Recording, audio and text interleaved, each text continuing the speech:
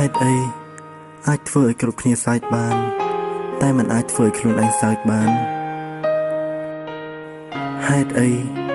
មានមនុស្សជាច្រើននៅក្បែរតែខ្ញុំនៅតែមានអារម្មណ៍ថាឯកាម្នាក់ឯង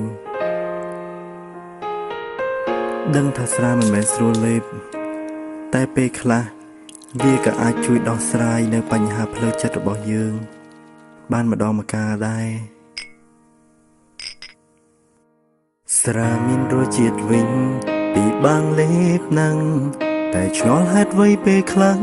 ខ្វះវាមិនបានទាំងពេលខូចចិត្តទាំងពេលមានបញ្ហាវាក៏អាចជួយដោះស្រាយមួយពេលដឹងថាវាមិនល្អសម្រាប់ខ្លួនទេ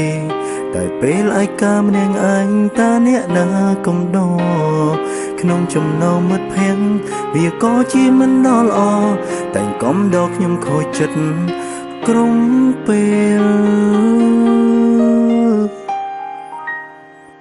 ស្រាមិនមែនស្រួលលេបទេ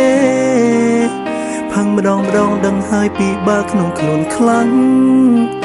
តែក៏ឈានបំផុនពេលពីងបាំងចិត្តយំមិនចេញវាជួយជំរុញទឹកភ្នែកឲ្យហូ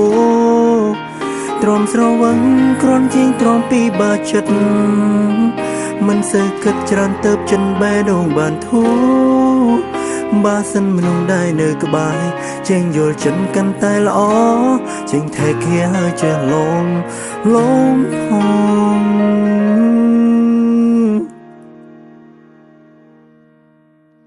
បន្លប់អា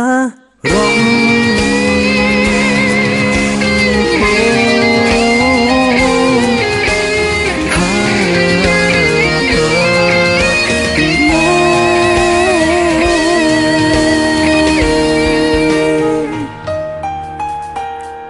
ដឹងថាស្រាមិនល្អ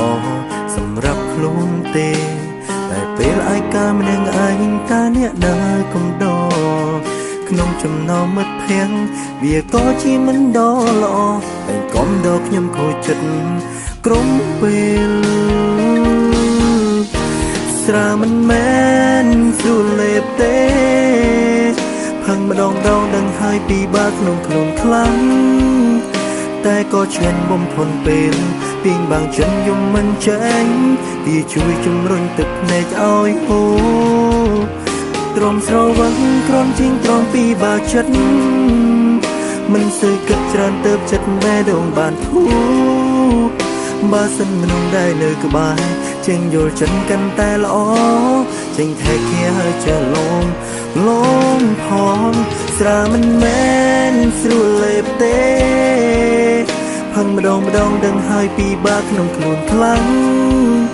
តែក៏ឈានបំផុនពេលពីងបាំងចិត្តយំមិនចេញវាជួយជំរុញទឹកភ្នែកឲ្យហូរទ្រាំស្រវឹងគ្រាន់ជាងទ្រាំពីបាចិត្ត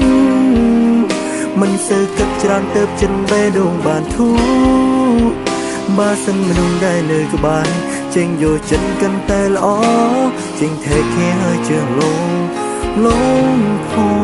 ង